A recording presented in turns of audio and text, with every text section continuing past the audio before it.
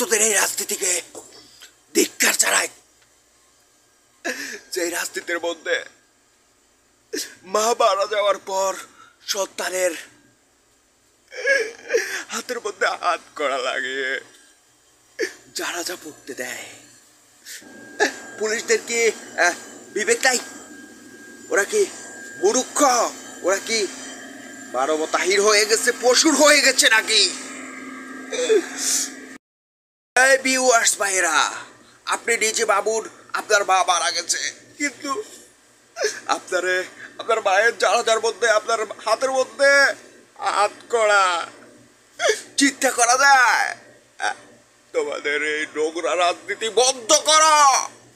এই দেশের মানুষ আর কত তোমাদের এই রাজনীতি সইবে?